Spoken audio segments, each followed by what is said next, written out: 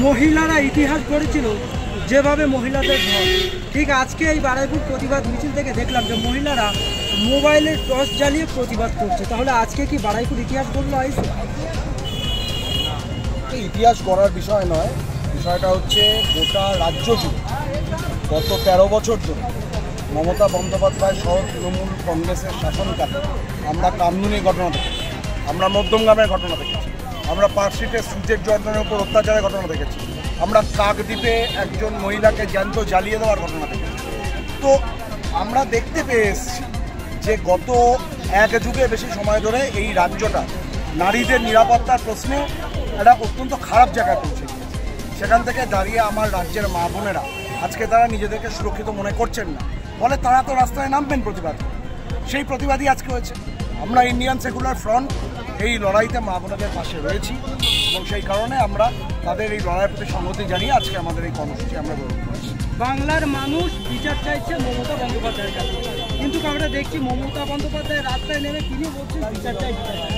মমতা বন্দ্যোপাধ্যায় কার কাছে বিচার চাইছে এবং গোটা বাংলার মানুষ কার কাছে বিচার চাইছে?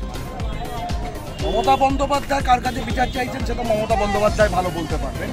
আমরা এটুকু বলতে পারি যে এ রাজ্যে আমাদের দুর্ভাগ্য যে আমাদের আলাদা পুলিশ মন্ত্রী নেই, আমাদের আলাদা স্বাস্থ্যমন্ত্রী নেই।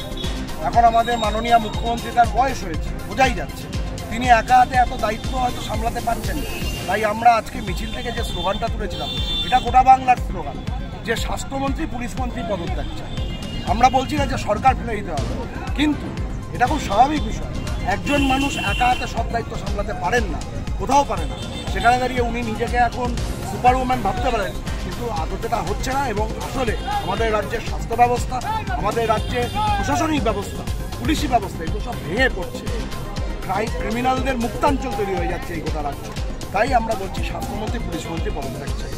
বাংলা জুড়ে যেভাবে আন্দোলন চলছে, আন্দোলনের মুখ হয়ে দাঁড়াবে মমতা পদত্যাগ?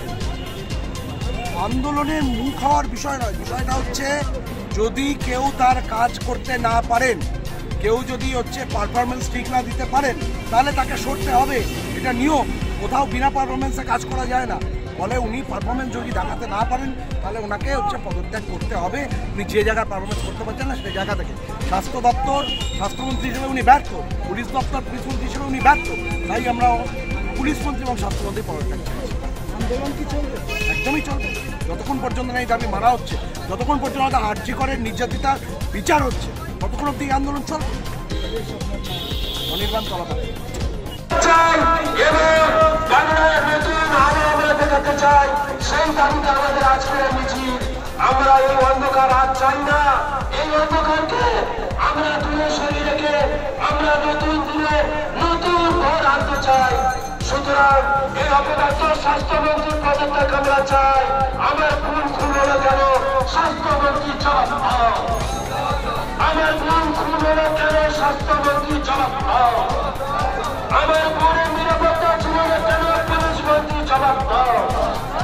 তিলোত্তমার বিচার চাই, আমার বোনের খুনের বিচার চাই, আমার বোন খুন হলো কেন স্বাস্থ্যমন্ত্রী জবাব দাও।